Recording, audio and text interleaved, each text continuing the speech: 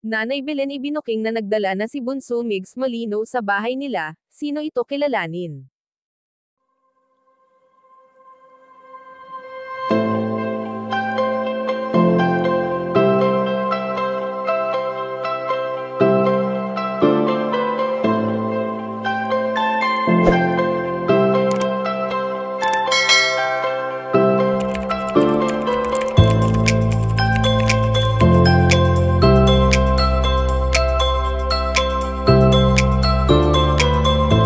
Isa nga si Nanay Belen sa umaasa na balang araw ay papabor din kay Bunso Migs Molino ang panahon na walang ibang iniisip kundi ang maganda at maayos na pamumuhay.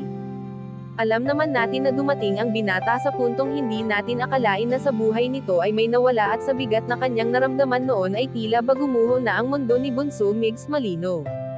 Bagamat ilang taon na ang lumipas nang iwan sila ng yumaong komedyante, ngunit hindi pa rin nila inaalis ang mga bagay na nagpapaalala sa masasayang araw na sila ay magkakasama pa.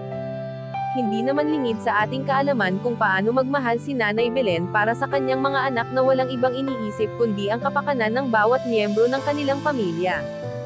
Bagamat hindi na bumabata pa si Bunso Migs Molino kaya naman nais ni Nanay Belen na sana ay makahanap na rin ang binata ng tunay at tapat na pag-ibig sa isang tao na makakapagbigay sa kanya ng kasiyahan katulad ng binigay noon ng kanilang prinsesa.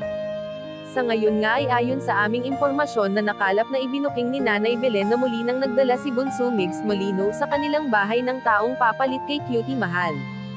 Ang pagiging masaya nila sa bahay sa tuwing naroon si Baby Keyos ay walang hanggang kasiyahan na para bang nabuhay muli ang presensya ng kanilang prinsesa. Kayo mga kachika, anong masasabi nyo dito? Please leave the comment and don't forget to subscribe.